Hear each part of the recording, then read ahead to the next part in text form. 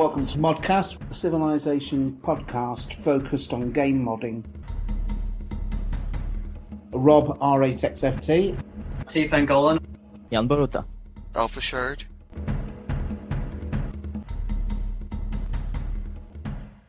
Welcome to ModCast number 64, with me, Rob, R8XFT, and... Jan Boruta. T. Pangolin. Secret Act. Alpha Shard. And Nurai the Forgiven. I did listen to the previous ModCast that I was on, and all of the civs that we mentioned that were going to come out in that, and we mentioned a lot of upcoming First Nation civs, they all have come out except for the Salish. What's really amusing, if you go back and listen to that one, is that our description of the Wabanaki has nothing to do with the current release mod at all. There's no similarity. So I don't want to announce that we're going to be building 4 civs in Australia by 2017, and only to come up and find out that Civ 6 was announced tomorrow, and now none of this is happening because we're upgrading our existing civs to Civ 6. Okay, let's say Civ 6 was announced tomorrow then. Which of your First Nation civs do you create first for Civ 6? Number one, first one, Cree. Yeah. The Cree. After that, then it becomes a question as whether we do the Dene, or the Wabanaki, or the Blackfoot. Same question for you then, Secretat. Which of your civs do you think you would produce first if Civ 6 was announced tomorrow? I'm feeling it be Siam, because I have a feeling Siam won't be coming back in Civ 6. I'm going to be very sad about that. Yeah, very possible. Definitely Australia, Vietnam, and Canada. Our original sort of 4, including Mexico, would be good to add to the game as soon as we can. I forgot about the Inuit. That's actually really embarrassing. Oh god, yeah, the Inuit. Oh man. Update the Cree. Sorry. Because the Huns use the city list, and it's really disconcerting. Yeah. I thought we fixed that bug ages ago, didn't we? No, it's still there. Yeah, so did we, and then it's still there. I know why. Oh, right. Okay. Did you give me a patch for that or something that I just forgot to upload? Something like that. I think that's the case. I'm terrible. I'm so sorry. Wow, packed show today.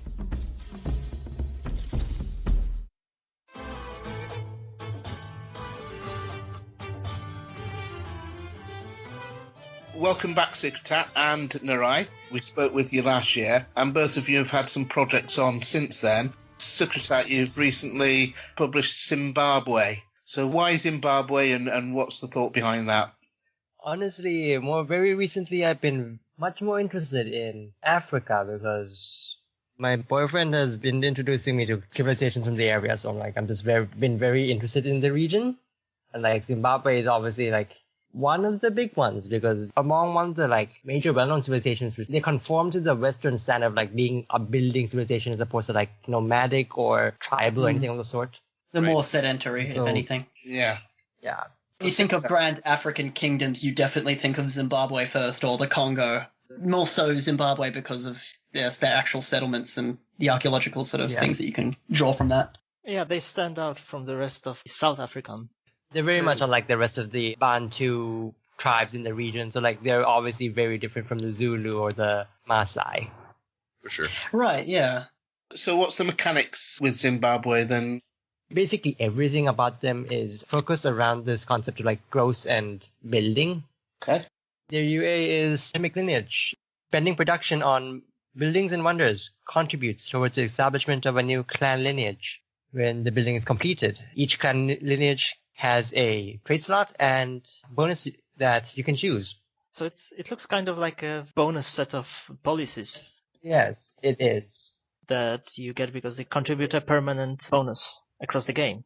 Yeah, so since it is a set of extra policies you can get from spending production on structures, a lot of the bonuses themselves are geared towards either trade or growth as well. So there's one that gives bonus production towards building more buildings and wonders. There's one that gives +2 food per city. There's one that gives a bunch of extra stuff for every wonder. And there's also stuff that helps them towards trade because it was also a thing. They were a major trading state in the region. So they also have stuff like extra gold from trade routes. It's a really cool way of doing a mechanic. I've seen civilizations before where they may have a extra social policy tree, and then it's kind of okay, I got to choose between this or this. What you've done is made policies it's that kind you of like get from... the Shang Yeah, in a way. Mm. So when designing this civilization, did you just find such a wealth of information that you say, I don't want to like isolate anything, I should probably want to just represent absolutely everything about it? How did you go about designing it? It doesn't represent the modern Zimbabwe. No, it doesn't. No. The original idea for the totemic thing was like, Reed Stilt came up with a design which I drew a lot of inspiration from. His original design brought up the fact that the Shona people, which were the people who built Great Zimbabwe and all the associated kingdoms, they have this system of basically everyone in their culture belongs to a clan. And each clan is represented by a specific symbol or animal. So like buffaloes, elephants, fish, and so forth.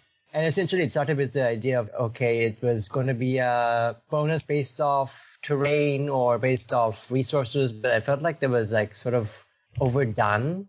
Yeah, you have the Geo, which has their extra social policy things, but then we did the Cree, which is kind of similar in that regard, which you have so many different types of subcultures within this larger culture that you want to represent, but you don't want to skip over. And you're right, yeah, terrain has kind of been overdone in that sort of sense. That's what we did for the Cree. Depending on their terrain, they got new bonuses. My next work in progress, I'm pretty excited about this. The Damatians, the guys who built Petra.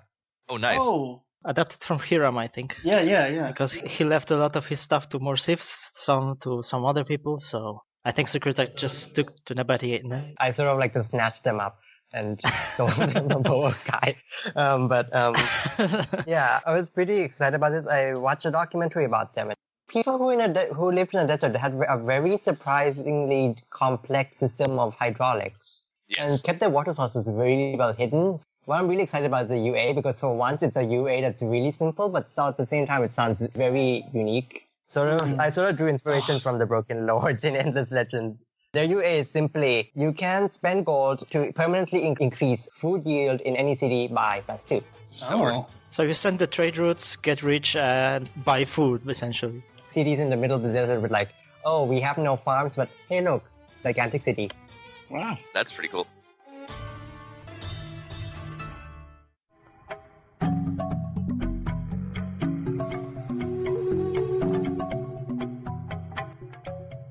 It's surprising to a lot of modders that there is a community outside of the modding and creating customization section on Civ Fanatics. There's an entire general discussions board and ideas and suggestions and a whole massive other world. It's a brave new world. I never go there. Yeah, exactly. And I was perusing there the other day, and I found lots of posts saying, okay, what's a dark horse civilization that you would like in this game? We can talk about Australia, we can talk about any of the Native American civilizations. And inside of the modern community, you have the fact that we don't care how big the civilization is or how small it is. If we're looking at a chiefdom level, if we're looking at like a tribal level, or if we're looking at a conglomeration of tribes or a confederacy, all the way up to nation states and entire countries, there's no discrimination pretty much in the modern community whether or not something should be made into a civ. Everything gets made. Everything should get made because these are stories that deserve to be told. But outside of the community, I found lots and lots of people talking about the fact that civilization has a very direct definition, and it's almost an abomination that you would include countries or civilizations or cultures or peoples like the Shoshone or the Iroquois or anything else like that. So what I hope going onward is that civilization kind of changes their own definition of civilization to include more peoples and stories that people should more be aware of, I guess. Obviously, at this point in time, Civilization 5, cities are the building block of the game. And I think that shapes a lot of Firaxis's view of here's what a civilization is. It's cities. I feel like this topic was brought up on Polycast, and they pointed out that you would be at a disadvantage because I don't think you would be able to compete with the bigger civs that are growing empires and taking up the land. And it's not as if other games haven't set that precedent before. There have been other 4X games in which you do have a nomadic sort of civilization, and they are just as balanced as everybody else. The other big sort of question, essentially, is that if you do have a nomadic civilization in a future or in this game, do you have it where they eventually settle down? Does civilization ascribe to this whole sort of notion of the forward march of progress that in order to be civilized, you need to stay in one particular place at one particular time? I mean, it's something that definitely, hopefully, that they've considered. With that, I think balancing would be possible, but I can see the problems of, for example, Science Victory, where you have to build a spaceship. So you can't build a spaceship when you don't have a city and don't have a facility, and you are nomadic, you don't build anything. So either you would have to steal the spaceship or something like that. I like that idea. Yep. But just stealing a spaceship. if you have a semi-realistic game about semi-realistic world history, then you have to have a city to get more progress. For Axis, when they're creating Civ 5, that something like that would be so specialised it would be very difficult to learn. So I wanted all the civs to be civs that people could attach themselves to and actually play and learn how to play the game. So then later on, when they've got used to playing the game and modders can come in and do a nomadic civ, that it's possible, I think. Yeah, the concept of a nomadic civ would be good if something like of an emergent civ would be there. So you start as nomads and you start building your civilization from there. You don't have a city anywhere and you have to choose, adapt everything, simulate going from even the earlier stage of then settling the first city. Yeah. Then your civilization adapts and gets bonuses because of the actions you take and not because of the social policy you choose. Right. Suggest that Civ gets some sort of bonuses the longer it stays in a nomadic state, but then at some point must settle down. Yeah, it would be unreasonable not to settle at some point. There is a point at which being nomadic does stop you from having the level of progress and production that you need in order to be a world player. Well, that's because as a nomad, you're always going to just be a local player, aren't you? Yeah. Wherever you are at that point. You're not going to be a global player. I mean, it's just like who you are, though. That's just like your way of life. For sure, but it doesn't make for exciting endgame in a 4X game, because you kind of do 2 of the X's and then you stop. But it does say something about a lot of the Firaxis designs. I hope that they try to just not rely on modders to make the game interesting and that they just try to play it safe. You would have to not only rebuild your engine, you'd have to redesign the game so that there was that design space, and then you'd have to rebuild the engine for that new design. It would be a colossal undertaking. Yeah. That hasn't stopped modders from coming up with something that mildly interesting, though. I'm not trying to drag Firaxis through the modders, we're not, but it's interesting that a lot of the Civ designs are just very sort of stagnant in their own special way.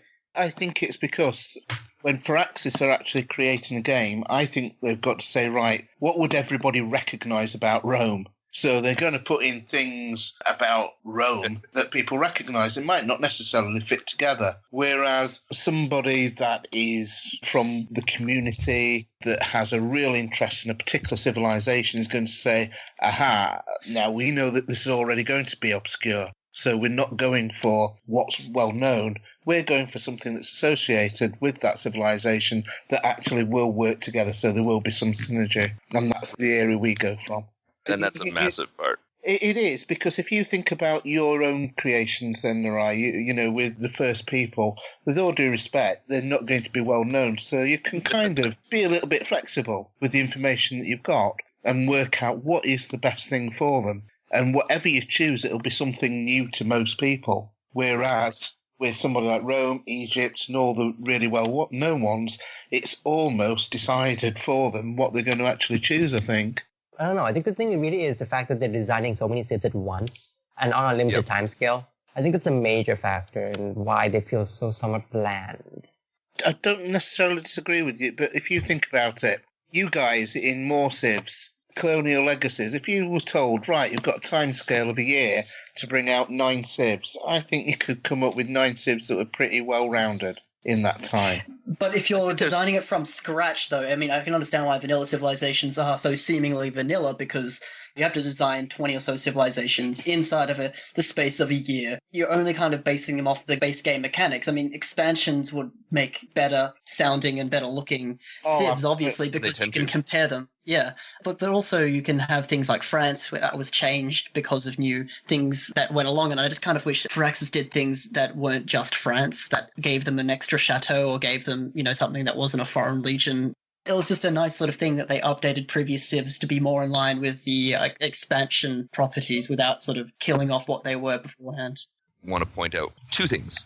First, I would say that the number one thing that Firaxis is looking for when designing a civilization is that design is rock solid, in the sense that we could build the Wabanaki, Cuba, we build some pretty revolutionary, groundbreaking Lua scripts in there that I'm not 100% sure will survive a playthrough because of how gimmicky they are and how untested they are. And if you're building a game that you want to sell for the market, you really don't want to go there. So being able to get it done and make sure that it's going to work every single time and it doesn't require a lot of crossing your fingers and praying. Yeah, it makes you lowball the situation. I'm really surprised, by the way, that both the Wabanaki and Cuba, where they have had bugs, they haven't been in the areas where we did crazy stunts with Lua.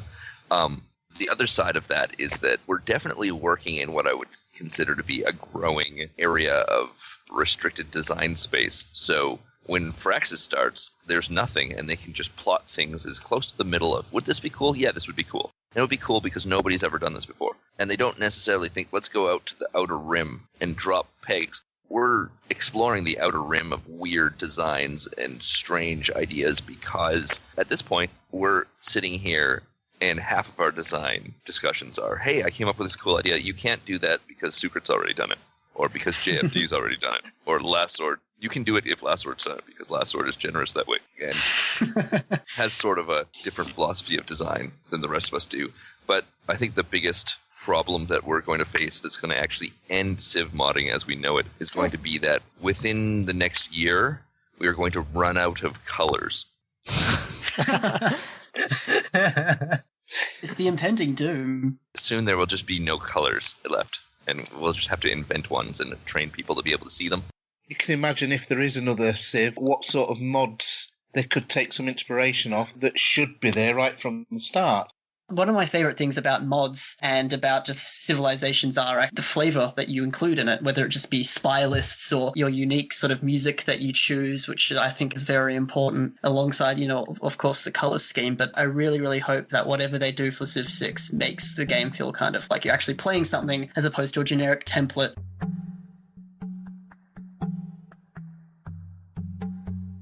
To go over just individually what the worst case scenario for Civ 6 modding is, the best case scenario, and probably the middle ground of what's actually going to happen. Does anyone ever have like a worst case scenario of how they could just screw it up just monumentally? One, all the art is only in 3D. Oh, screw that, yeah. If it was 3D, and it did take extra time, for modders that rely on people like yourself to actually create leaderheads, there's going to be less leaderheads around because you're not going to have that time to do it. And likewise, if they go back to having 4 eras like they did in Civ 3, well, again, somebody asking you to create a leaderhead, for example, for France, it's not so bad if you just have to do one image. Right. But if you're going to have to do more than one image, then, it's going to take quite a bit of time, I would think. And that could hurt the modding community in some respects, purely because there's not the time for specialist people such as Jan to do quite as many of the leaderheads as he's been able to do recently. And we're already in that situation with unit models. Mm. There's only so many people who are doing those. Mm. You're right. We've had fully completed civs sitting on the shelf for over a year waiting for a 3D unit model to show up. I think that's the big loss of Civ 5, the units. I've said it for quite a while. What's crazy about that is if you look at Steam Workshop and you look at various different mod communities, I'll just pick on Skyrim, XCOM, and I'm trying to think of a shooter and I'm blanking, so I'm not going to go there. But 3D modelers, Fallout. 3D modelers are a dime a dozen. You get, 100 mods a day that have new 3D models in them. But in our community, there are 3, maybe 4 people that are building 3D models. Yeah, but it's curious because there was a slew of people doing 3D stuff for Civ 3 and Civ 4. Specific reason for Civ 3 is that you could use certain tools and certain packages to do the units, so you could do them in various different formats that you can't do in Civ 4 or 5. That was the reason it wasn't a carryover. Yeah, and the leader animations were really simple, and in Civ 4 you could snap any model to them. Yeah, well, you met so many Caesars, didn't you? So many. There's essentially no way to make 3D models. It's really reliant on third-party tools. Yeah, it's all like hacking the game more than modding. The best case would be them to give us some sort of 3D modeling tool where you could take a model and say, oh, well, give them this weapon, give them this hat, and just kind of put together kind of like a cobbling together tool, because I think God, there's we going to can be so all many agree- bad Steam Workshop mods in that case. Like, just like every single female leader now has mustaches, you know, just. Or slutty body tapes like in Fallout. Oh no, just they're going to be like naked mods all over Nexus. That's not going to be good. Right. But we did self-police, right? The ominous silence. Yeah. We're in, I would say, a golden age of modding in terms of Lua capabilities, just as shared knowledge between various different modders, whether it's Last Sword, whether it's more civs, or myself trying crazy ideas. We've been able to conquer the wall of you can't ever find out who's attacking another unit and which units are involved in this fight with any sort of reliability. We have the test Lua abilities that Tomatech really championed at first, and they let you control a lot of the various different aspects of the game, whether it's saying, yes, you can or you can't build a building at this time. You can actually branch upgrade paths on units, those kind of things. But one of the things that I would really love to see in the game, and I really hope future Civilization games would consider putting this in, would be the element of being able to use your Lua or even any other language to update the game database in the middle of the game with new content or new cursors. So, for example, what if we decided that if the game had kind of grown stale and maybe a team had been eliminated from the game, a new team could be put in place of a city-state. We just say, that city-state is now this team. Which would be very interesting if you could have an upgrade path so that you could say, I've got a European city-state here that's a French city, and bam, now they're France. Or, as a more interesting idea, changing leaders in the middle of a game. These sort of elements are all potentially possible if you could upgrade the database in the middle of the game. It is possible to do it now. Last Sword's done it, but really at the beginning of a game. During the loading screen time, there is a point at which the game will commit the database, if that makes sense. So at that point, and under certain events, you can actually put data into the game database. But typically you can't. And this is done somewhat on purpose because of the mechanics of how the game works. And it's very easy to mess it up if you can put data into the game. But at the same time, I think careful modders can do that. So is that kind of what you want to see out of Civ 6? I think I would love to see it in Civ 6. It's not a huge priority for me, but it is one of the things that I think would be pretty cool. Might make it to test certain things as well, if you could do that. Because if you're modding and you've got, I don't know, a particular unit that's usable middle of the game, it'd be great to not have to go back a few steps and build it again, to be able to load in your changes and see if that works. Yeah, okay, so that's the other major practicality is having a refresh button. If you went into, say, modding or console or debug mode, where you can just recycle the database and say, load up all the things that I have so far. Like, show me another loading screen, but that's it. I just need to sit here for 2 minutes or 10 minutes, and bam, all the changes are made. Yes, that might have the effect of breaking some things if you know the risks if you're playing in debug or modding console mode. That would really cut down the amount of time that is involved in testing civs. When I started, I really didn't like to mod and test using anything like in-game editor or something like that because I felt that meant I could circumvent any glitches that I had created along the way. But now, for the auspices of time, if I didn't want to take 3 months to test every civ that we put out, I typically use we're professional. We have deadlines. I have deadlines and kids. That works together quite well. I think that the big worst case scenario is what happens if they produce Civ 6 with a whole bunch of additional hard-coded elements. A lot of Beyond Earth was programmed with some sort of proprietary code, and if Civilization 6 has a lot of elements that are proprietary code and you can't change them, it's going to put a nail in the coffin for Civ 6 right out the front door. And Beyond Earth has struggled to have a mod community. It's the people are working on it. But I think a huge part of that, at least for me, was they had this new game. It had these new structures. I was super interested in ideologies. I was not interested in producing more civs for Beyond Earth. And you just could not. There wasn't a way. It's possible that the combined force of all of the code monkeys in the Civ Fanatics team, if we cared to, could crack that open and actually go somewhere with it. But the amount of work that it would take, let's say it would take us 2 years to crack that thing open, versus in that time we could produce 40 mods for Civ 5, so we did. Yeah, well, if such a worst-case scenario happens and we can do cool mods for Civ 6, we just stay with Civ 5. It's a good game and it will stay a good game. And that's what will happen. But the problem with that is, will that result in an alienation of the community, a further alienation from Firaxis, if all of a sudden we're actually slashing the tires of Civ 6 as it's coming out, so to speak, because instead of saying, hey guys, there's all this new cool stuff we can do with Civ 6 and we're going to be producing more awesome mods for Civ 6, and it's easier and it's faster, so you can expect us to have more mods coming out. Or even if it's harder, but it's better and there's more depth and there's baked-in events and decisions and there's So other much new things, then Baked in. if Civ 6 is better/easier to mod or has more moddable components, actual support for that sort of thing, I would be definitely in favor of switching, because I always want to work with the newest things possible. Yeah. But This is exactly what I was going to say, actually. When you look at Civilization iterations going back, where were you guys when Civ 4 came out, or Civ 3? Where are the Civ 4 people? They're not certainly working on Civ 5, or most of them aren't. They stayed at Civ 4.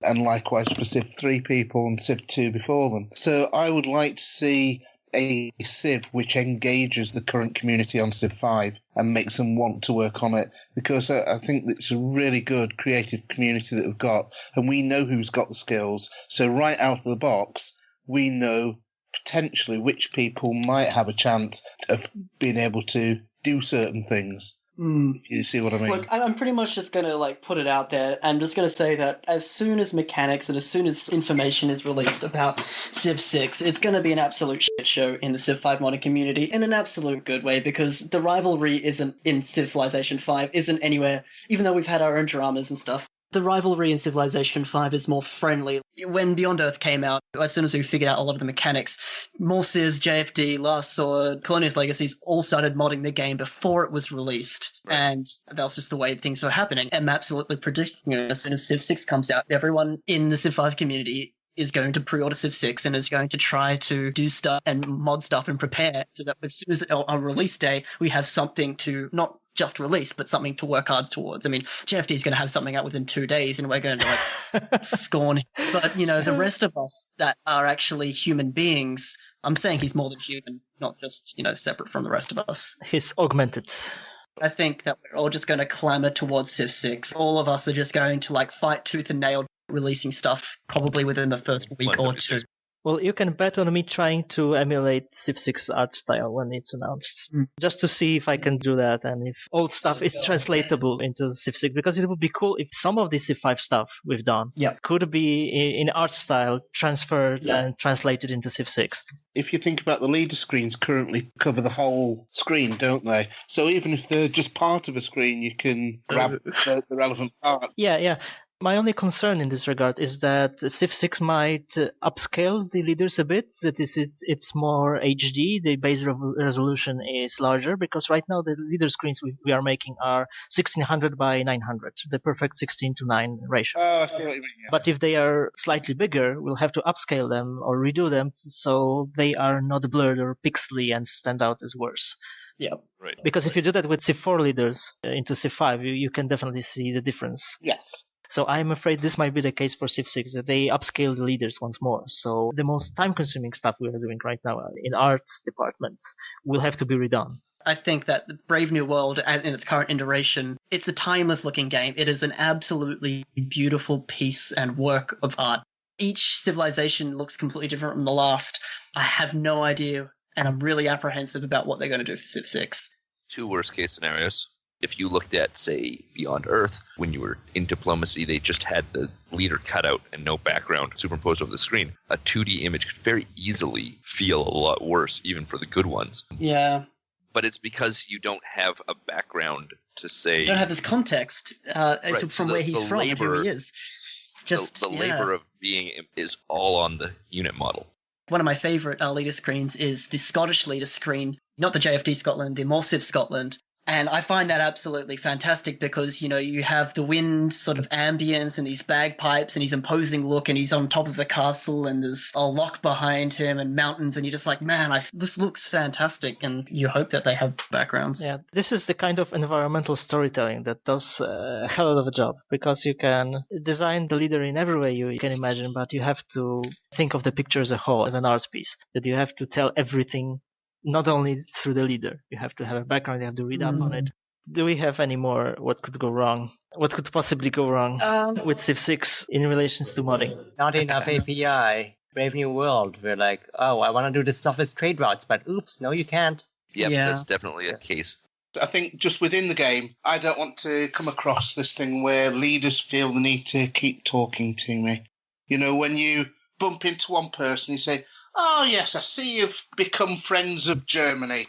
I've been friends with them. And then you bump into Germany and say, oh, yes, I see you've been friends with France, because I know France. I'm friends with them. And you think, it's coming. Do you know what I mean?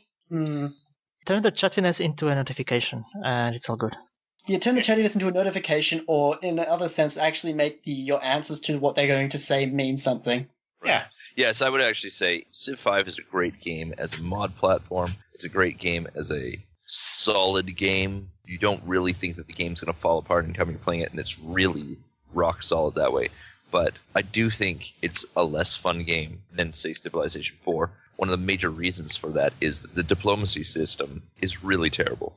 Even with things like the Civ 4 diplomacy mod for Civ 5 makes it a lot better. But there's definitely a lot of room for diplomacy being a lot more fleshed out in a future release. I would take less civilizations in the base game, because we can always mod and add more, right? Exchange for much more diplomacy. I wouldn't make that trade. I'd just say I want more diplomacy. But for the record, that's mine. Yes. I think the most disappointing part for modding is the World Council. Personally, I think the World Council is one of my most disappointing parts of Brave New World in general, because I think it's very sparse. There's a lot you can do with it. If you can mod with it and add all sorts of things to it, that'd be great. But so far, I haven't seen a way to do that at all, besides adding delegates. Well, there were some new resolutions added. JFD added some resolutions in citizen development recently. But resolutions are pretty much the only thing you can do with it.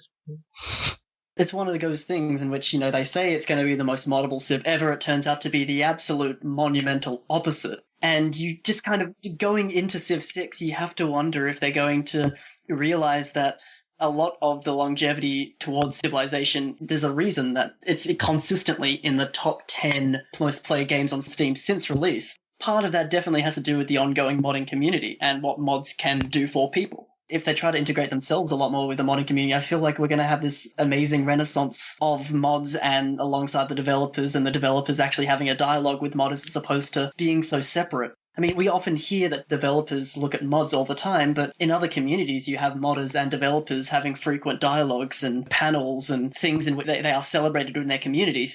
Wouldn't that be fantastic? I don't know. I just feel like because of the modding tools and the modding accessibility is so low for Civilization 5, the modding community is so monumentally tiny for something so monumentally large. And I'm saying monumentally large because I usually steep myself in hyperboles, but in this case, you don't need to. You can say these things because it's just fact. Firaxis needs to embrace this. It's a labor of love that feels like it's not getting enough recognition when it definitely should. Well, it seems they have embraced it with XCOM 2. Right. Mods for it are popping left and right now, so there's a little bit of hoping that this could occur when Civ 6 is out. I think the actual phrase should be, it is the most moddable Civ ever if you've got the skills to do it. Yeah.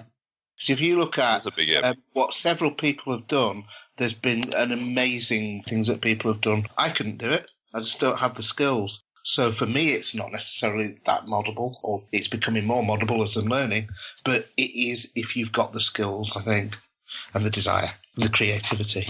It's interesting when you look at fandom communities where it comes to TV shows or movies or games. There's like the consumption fan bases and there's the maker fan bases. One of them likes to discuss things and one of them likes to come up with ideas of how to make the show better or the game better, and they like to discuss. Right. But the other side, they really like to show off what content that they've made. And it seems like Civ 5 embraced the side of things where people discussed ideas as opposed to creating content for the game. It just feels like Civilization has this potential that is being wasted, essentially. The rate in which content is produced outside of it that isn't from a marketing team is pretty low, which is a bit sad. Although the more you embrace your fans, the more you create expectations, even personally. And you know this is in the Civ Battle Royale. I know this personally in modding. The more I interact with people who like my mods, the more they expect me to make their favorite mod or fix bugs. Oops, did I say that out loud? Because there are many. To update the Kree. I get on ModCast, I'm on it for 5 minutes, and Yan suddenly wants me to update the Kree. Should have been humor fixed aside, at launch, though, that does happen. It should have been fixed at launch, bro. Yeah, that does happen, though. The more you interact, if Sid Meier's was on this show right now, all of these things that we'd be talking about, there would be some more of a demand to say, well, you've really got to do this with Civ 6, regardless of whether he's even in the position to make that call. Yeah.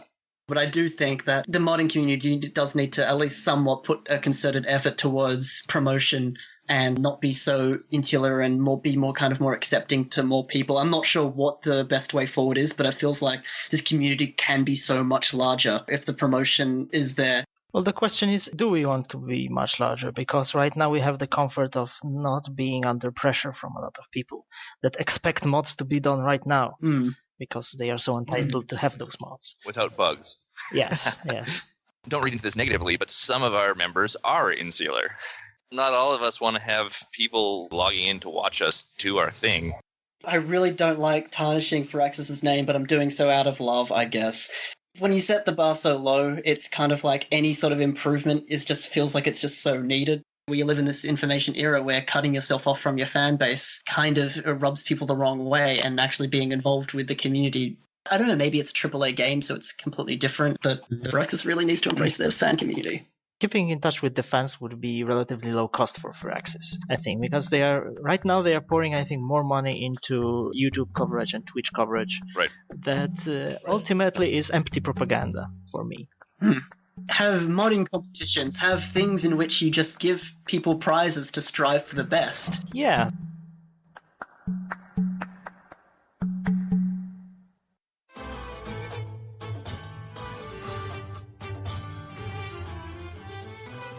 Colonious Legacies has been trying to at least follow some semblance of a release schedule. There's a lot of times in which Colonious Legacies has been stagnant in the past and just not released anything. Us getting back up on our feet and releasing a whole bunch of new civilizations in recent time has also coincided with everyone else doing the same thing, because there was a period of about 6 or 7 weeks in which no one released any other civilizations. I mean, there have been some really nice civilization releases. JFD, more civs, and Tarsicia was basically releasing a bunch of really nice civs at that point of time as well. But no one really released any civilizations, and then as soon as we started to get back up on our feet, JFD got Jan back, and now we're just like, all of our stuff is going under the radar, but we don't really care about that. Essentially what we've been trying to do is every single Monday we're trying to release a new civilization using assets because we hate ourselves. Pretty much. But we basically decided every Monday that we want to release a new civilization, and hopefully by the end of that week we can also work on a quarter of a release that's coming up in, say, 2 weeks, and then we basically incrementally work on mods that are coming up in the future and also finishing up mods that we've been working on incrementally in the past. So we first did Cuba, which was a really nice civilization. We talked about that in the ModCast before, but we also released Nigeria, and also for Anzac Day, we've just released the World War II Australia alongside more civs, World War II New Zealand. I wasn't super involved in Nigeria. Cuba was a lot of fun. Quote unquote. Well, let me just say that I'm surprised that I haven't had droves of everything in that civ is breaking reports, because it's a lot of fandangling. We have these new Lua test any events that allow you to check to see if a given action can be, in fact, undertaken, right? So you can block buildings from being buildable or units from being buildable, and that's all really well and good, but there actually isn't one for improvements. So T-Pan comes to me and says, we've got this great idea. We want an improvement for a rebel camp that you can only build in enemy territory while you're at war. Not possible. Yeah. Like, that restriction is simply not possible. There's no test any event for improvement builds. So there's no way to do that. So what ended up happening, conversing with Last Sword and trying to come up with different ideas, we've actually got behind the scenes, there's a technology that allows you to build these rebel camps that we swap in or out depending on whether or not you're selecting a unit in enemy territory. That must be pretty taxing on the computer. Previously, we were switching the unit as you entered enemy territory, but that actually gave us a number of bugs if you embarked the unit across an enemy border. So you were not in their border and then you embarked into their, or vice versa. The unit would actually clone. You'd have one sitting on the shore and one sitting in the water. That was fantastic. I loved that. And there was also a bug where if you could get some bonus movement and then move rapidly through an enemy border, say 3 tiles, you would leave 3 clones of yourself. So this would, of course, make Cuba the greatest civ of all time. For that reason, it was a fun little royal pain to try to get that all working. Then we've, like you said, we've recently done Nigeria, and we've done World War II Australia, which was fun for me because the morning that we released it, I was in the middle of starting to code the Chimu decisions for the Chimu Civ, which should be out by the time this modcast goes live. In the middle of that, and I was contacting T-Pang saying, so, for the Chimu, what do you want to do with this thing? And he said, nothing, get me World War II Australia stat. Yeah. Basically, we kind of coded an entire civilization in like 24 hours or so. It was ridiculous because we realized, oh man, we should probably do something for Anzac Day alongside, more civs. And we pulled it off, and it was fantastic. And more civs did give us a little bit of help with that, as I understand. Pookie said he was going to, but then he pulled out, so Senshi actually picked up a lot of it, and it was basically a godsend that Senshi was able to just commit fully to the project and do that thing. It was great. So what you're essentially saying is that Pookie is responsible for this happening, but didn't actually do any of the work. Yeah. Just got the ball rolling. Basically did. So the Chimu, which is a civ based on South American people who built crazy wonders. We should probably also tease, we've got an upcoming project that I just kind of started collaborating with Firebug, and we're going to be actually adding a First Nation civ to our list of... Previously, we've done, I think, 7 or so First Nation civs already, with Salish being the 8th, not including Canada.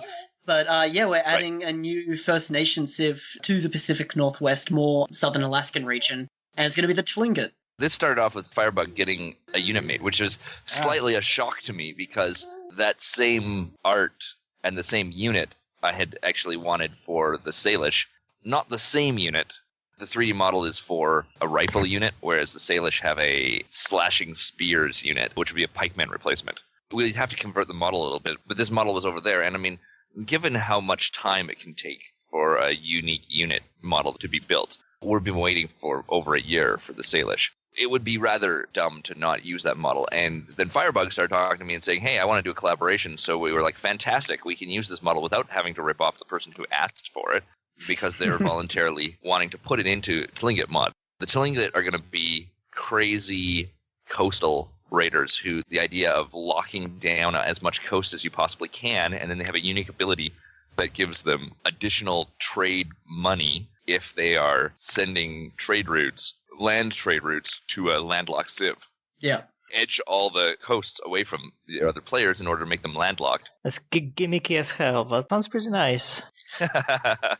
Well, in essence, it's more so that we want to promote the playstyle. Like, the unique ability is land trade routes to landlocked civs provide the same yields as if it were a naval trade route. Mm-hmm. It's not just gimmicky for the sake of gimmicky. It actually has some semblance of historicity to it. Yeah, but buffing land trade routes is always good in Civ 5.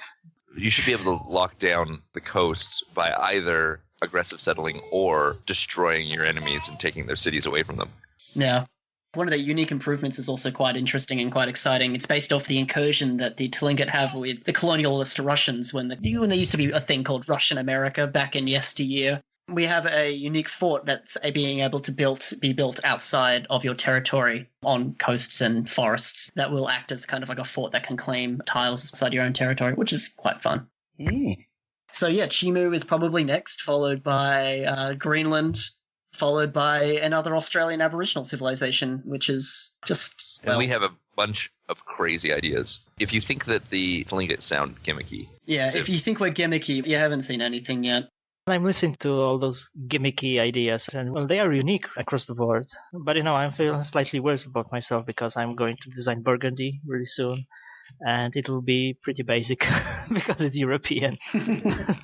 We're going to have a lot of very diverse and gimmicky teams coming out of Aboriginal Australia because a lot of the cultures in Australia that came before colonialism have a lot of traits to them that are very unique and different than what you see in most of the rest of the world. Yeah. And they don't necessarily mesh perfectly well into me saying, oh, well, this is a science civ, or this is a cultural civ. Of course, Civ 4 had that disastrous Native American Civ, which was just like, oh god, it gives me nightmares. And then they sort of did the same thing and just named it the Iroquois this time. A lot of people see the Aboriginal Australians as one cohesive whole, as people who rubbed sticks together and essentially had boomerangs, and that's all they were. That's the crux of their culture. When people don't realize that there was millions of people in Australia before colonialism, and there was like hundreds of different countries inside, and there was hundreds of different clans, and these people were as diverse and unique as any other peoples around the world. So to look at them as one sort of massive structural societal structure is completely backwards. A lot of the times we want to be able to represent them in a unique way, because you can't just say it's a science civ, you can't just say it's a production civ, you can't just say it's a monument builder civ, because really their way of life was so different to what civilization kind of is and what it currently represents. So we have to kind of work outside of the box and do gimmicky things, and it works. We're going to have a lot of highly, highly, highly gimmicky civs that make Cuba look pretty straightforward. We need to ask ourselves a question. Have we ever come up with a unique ability that lasts only one sentence? Support the ongoing Polycast Patreon campaign. Collective achievements. Personal incentives. Month-to-month commitment. For more information, visit thepolycast.net/Patreon.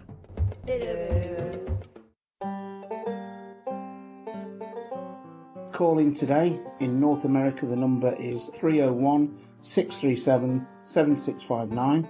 In Europe, 44121-288-7659. The only thing worse than being talked about is not being talked about. For more information on ModCast, log on to the series' official website at thepolycast.net. What if that diplomacy was giving you a city-state quest, otherwise they're going to attack you? Right, if you don't side with us on this war, we're going to come against you, mate. Yeah, see, there's a lack of branching choices, like you're just saying. So somebody comes to me and says, oh, I think this person's a threat to the world. You say, well, I don't care. They say, well, are you on their side? Because if you don't help us, we'll lump you in with them when we exterminate them. And then all the civs that agree with this person to fight, they all sign up for that, and you say, yeah, we'll help you. Instead, the trade system says, if you don't help them, now you have 3 civs jumping on your throat. Yeah. Okay. Or if you use a system like in Endless Legend, where you can bribe people to make it actually harder for them to attack you. The populace loves you because you gave them free die, and now if they declare war on you, they have to suffer a penalty, or vice versa. EU4. Yeah. This seems a bit flawed, doesn't it, where it says, right, okay, you side with us against this mighty Russia or whatever, and we know that you probably get half of your troops annihilated, but we'll give you some truffles. Yeah, truffles! Well, there we go. Hey. We'll give you some oranges as well. Can we have the pigs too? Yeah. We want the chocolate truffles. All civ leaders confirmed for truffle junkies. So this has been ModCast 64. Yep. Thank you for joining us. On the ModCast today was myself, Rob, R8XFT. Joining me was... Jan Boruta. Ivan Golan. Alpha Shard. Superdact. Narai the Forgiven. Hey, I noticed something. It's ModCast 64. We're on a Nintendo. That's right. Plays the entire soundtrack with an 8-bit version. Yes. Okay. Is it 8-bit Bobby Yetu? That sounds awesome. Or 16-bit. Or 64-bit, because it's ModCast 64. That's right. Oh man, quick wish list. I hope they do 64-bit Civ 6. Oh my god. 64 saves on 64 bytes. 64-bit. Fantastic. Thanks a lot, guys. See you all later.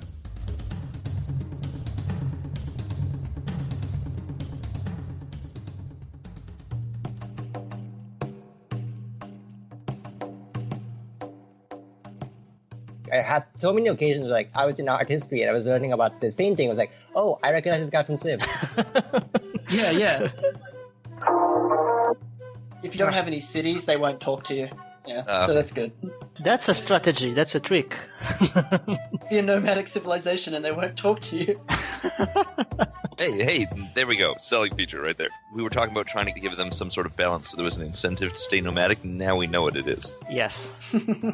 Yeah, they don't have to be told. Splendid isolation. Also known as the Inuit.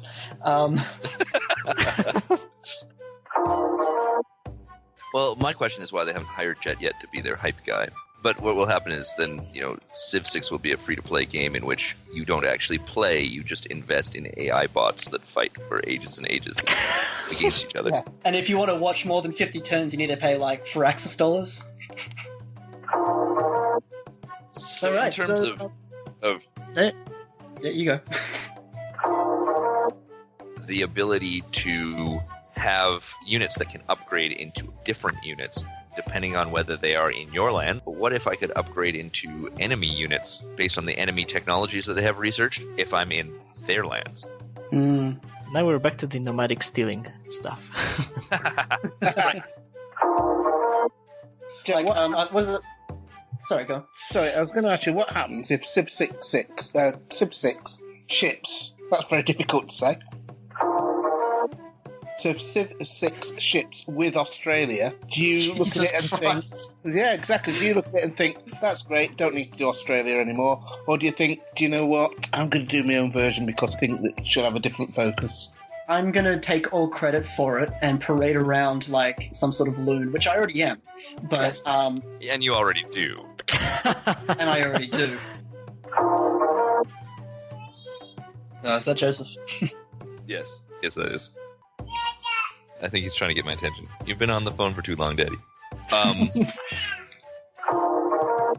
If that makes any sense. Hope it does. I don't know. That's generally how communication works. Yeah, it is. Yeah, I've learned that. One of the things that Yan mentioned that derail this a little bit is that... Please do. Yeah, maybe with limited personalities, maybe a static leader portrait, something like that. Well, limited personality. I'd like that. Yeah, I know people like that. Sorry. Limited personality. But, I'm sorry that you know me that well. Anyway. To go back to the previous topic, which was the best and worst case scenarios, I think for me... Dan, you have a lot of editing to do, by the way. Yeah, sorry. Sorry, Dan. My girlfriend completely has no idea what the hell happens. Like, she's trying to explain exactly what it is that I do to her father, and she's just like, yeah, he's really popular in niche corners of the internet. He does a lot of nerdy internet shit. I don't really understand it, but just go with it. Yeah. Okay, it's not verbatim. I've mentioned earlier in this podcast that we have these we're aggressive enough that you should be able to actually lock down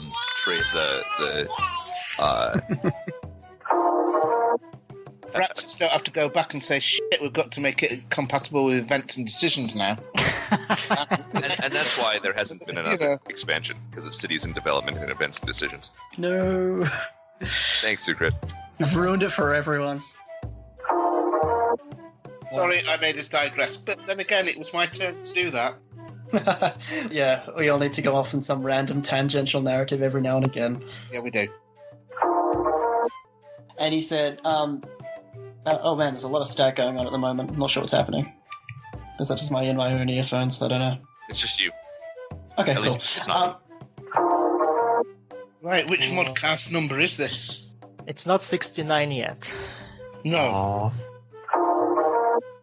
So, where were we? I mean, that's a lot of rambling that we've just been doing about just kind of stream of consciousness, so I don't know how Dan's going to, edit that into some sort of cohesive... Oh, he will. ...gelatinous pile He's of... before, so I don't know how to do it this time. He's not used to it.